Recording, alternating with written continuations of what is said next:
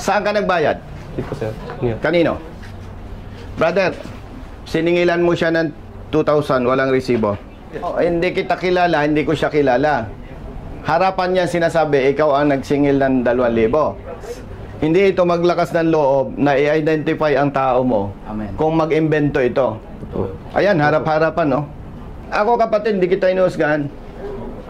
Pero hindi madali para sa kanya, ikaw ang ituro na siya mag-imbento lang. Kasi pag sa akin ito ginawa, ituro ako, Chief, harapan tayo, ituro ako, sipahin ko yan. All the way from Manila, Colonel Busita, dumayo pa ng General Santos City, South Cotabato, para aksyonan ang dulog ng mga rider dahil nakakaalarma ang ginagawang panguhuli ng mga LTO enforcer.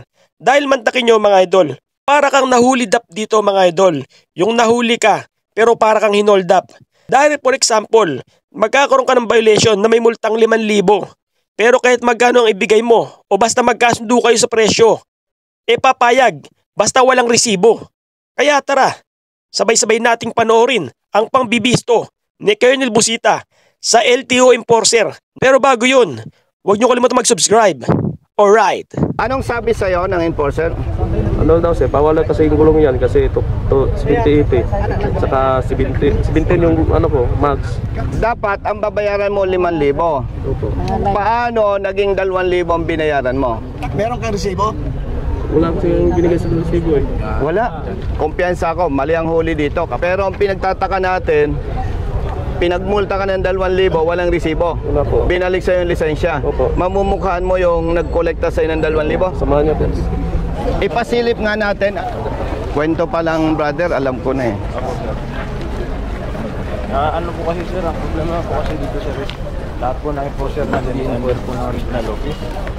Chief, matanong kita, yung palang mga enforcers na pinag-uusapan natin, hindi tao mo, taga-region? Yes po. Hindi pala enforcers ng district yung nanguhuli sa mga to? Hindi, region. Galing pala sa region. Pakituruan yung tao nyo. Meron kayong karapatan ng mga drivers to ride under protest in the TOP. Karapatan nyo yan. Huwag kayong magpakabingi, huwag kayong magpakamute. Maraming beses ko nang napatunayan yung maling ginagawa ng ating enforcement personnel.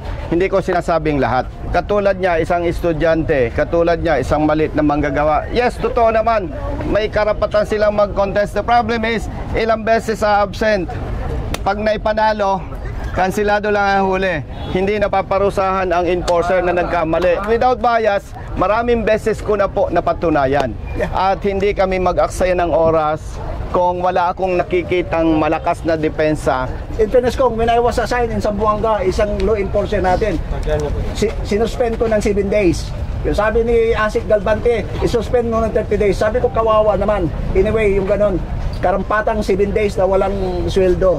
Tama na yon. 7 days only? Yes, kasi at least, kung i-compute mo yung 7 days times, magkano kaya yun? Yun. Sa 500 times 7, magkano yun? Mga 3,500. 3,500, just imagine. 5,000 multa, oh, mali ang huli. Talo. Kaya lang kami nandito, ARD, para ma-explain sa iyo, sa mga riders, ano yung pinaglalaban natin. May basehan tayo. But of course, wala yung enforcer mo. Hindi naman pwede kaming magmatigas and mag-insist na tama kami.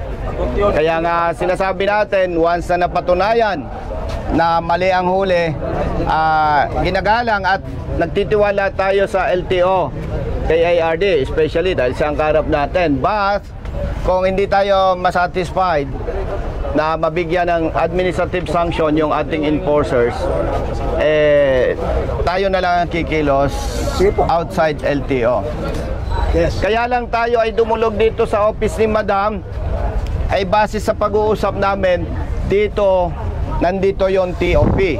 Kaya in-expect natin dito tayo magko-contest.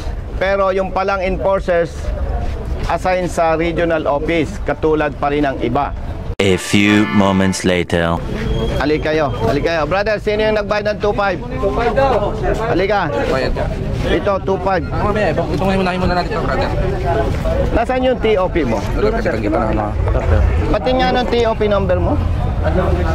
Silipin nga muna, brother, yung TOP number. Anong status?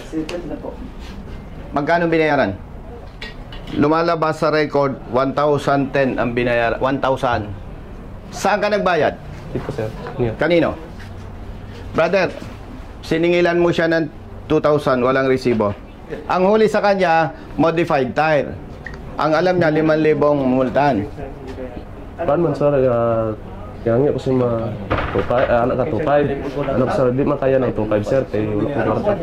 Para, sir, oh.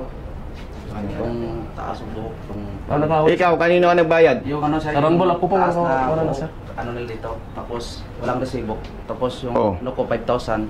Sabi ko hindi ko kaya kasi wala akong ano, pera, may college pa ako, may elementary.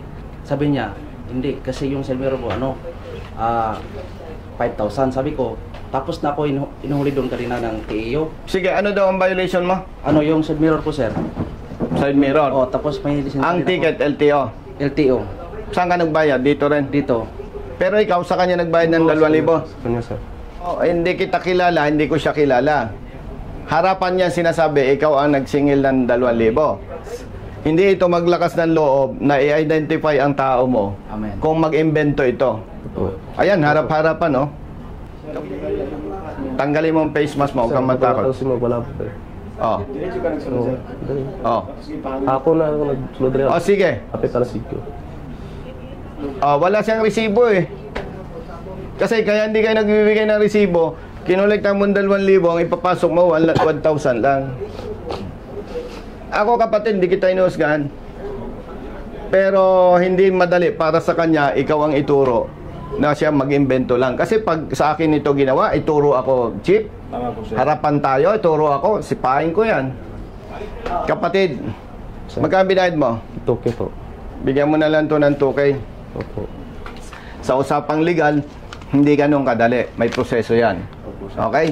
Kaya naintindihan naman kita at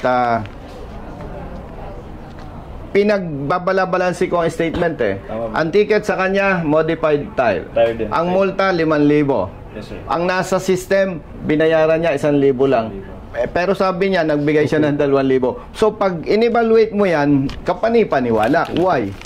Dapat, kung tama ang huli at nagsisinungaling ito, dapat 5,000 ang nasa bayaran mo. Kasi hindi naman siya nag-contest eh. Oh, hindi siya nag-contest eh.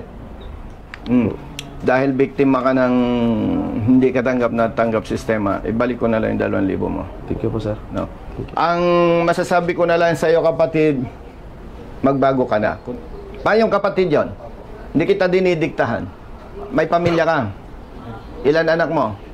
2. Eh baka hindi mo alam yung kausap mo, intelligence personnel na. O tapos ipoposas ka. Kawawa ang pamilya mo. Ha? Kaya kung ginagawa mo yan, payong kapatid, magbago ka na. Okay? 5 minutes later. Okay. Parehas na po kami ng senaryo, sir. Dahil lang din po sa gulo. Sa gulong? Yes, sir. Bayad na, hindi pa? Bayad na, sir. Ay, ingat po. May kopya po ako ng... Resibo? Opo. Magkano binayaran mo? Nadala sa pakiusap, sir. 3K. May resibo? Wala? Wala. Oh. Same. Pare-parehong kwento na. Kunin mo na lang Gcash niya. Okay, boss. Pakita mo ebidensya.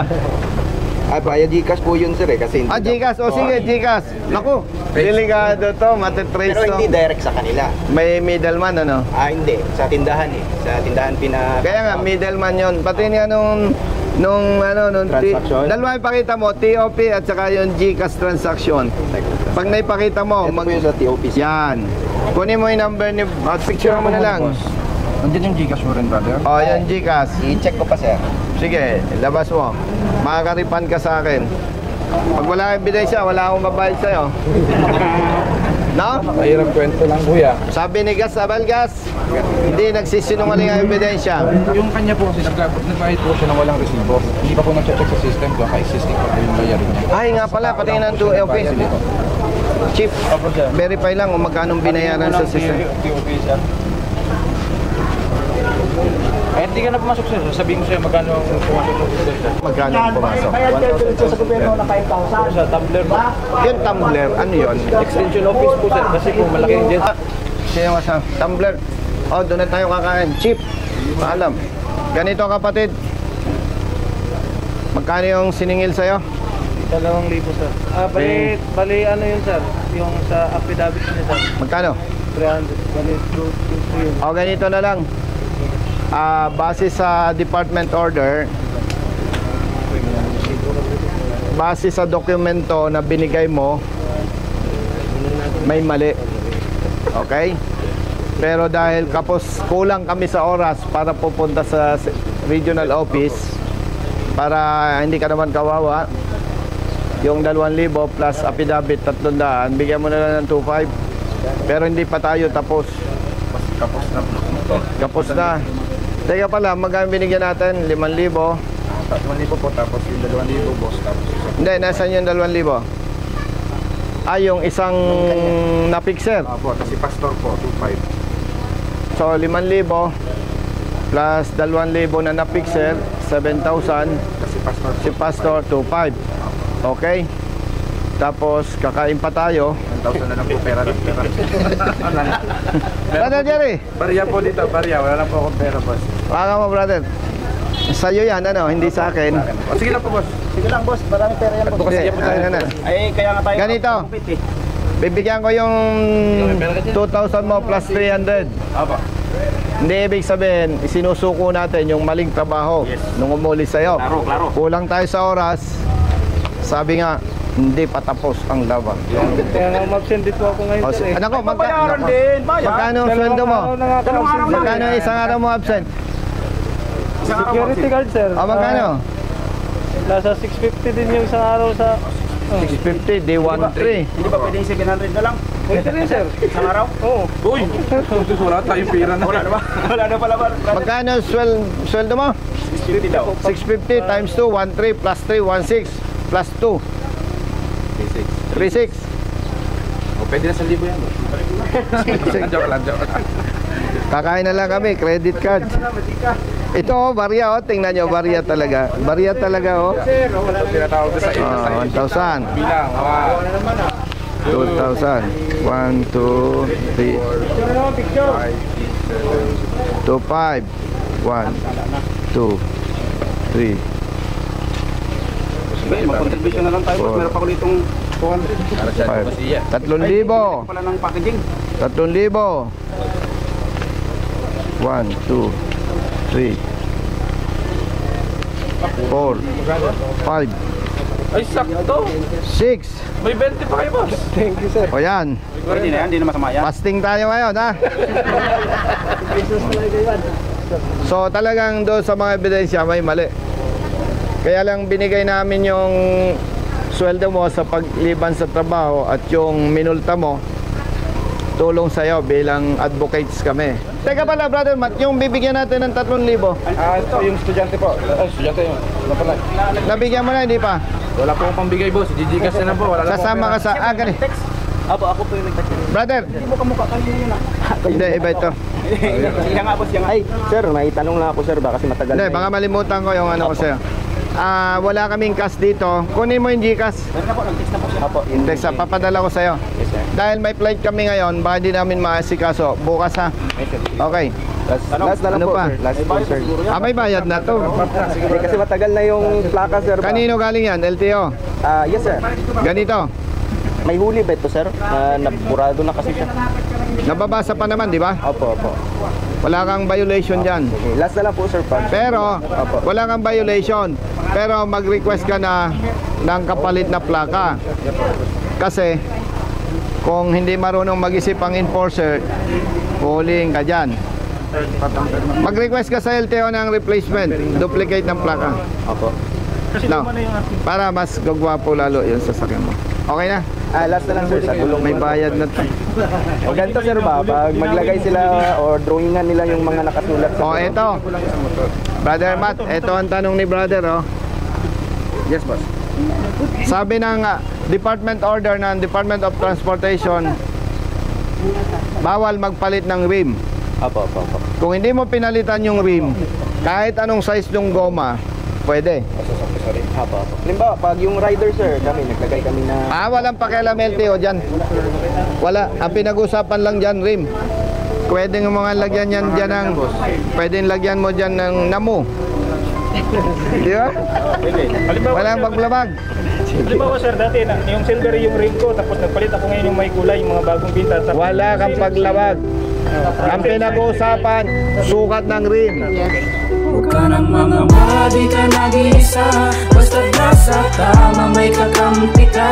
Nandiyan si Colonel Busita, nandiyan si Colonel Busita. Huwag ka ng mga di ka nag-iisa, basta't nasa tama may kakampi ka. Nandiyan si Colonel Busita, nandiyan si Colonel Busita. Bilat sa init, minsa'y basa din ng ulan. Pawis na gumuguhit sa mismo ring katawan. Kadalasang sumisingit, pagod nararamdaman. Ngunit diretso sa pagpihit, kumalaman ng tiyan. Bawat daan ng masikip, pinipilit malusutan. Marating lang ang lugar na dapat kong puntahan. Maihatid ng pagkain, serbisyong nakalaan. Para sa mga taong kailangan kong pagsilbihan. Napili kong hanap buhay, makipagsapalaran. Magdamag man sa daan, puyat man ay tatatagan. Para sa pamilya ko na laging nakaabang. Handa akong gawin lahat, mabuhay lang ng marangal. Kahit pa may sandaling tila ba natatapakan ng karapatan sa tuwing minsan ay nararanasan. Di patas na pagtingin ng ilang nanunungkulan, mga taong abusado sa kimsa kapangyarihan.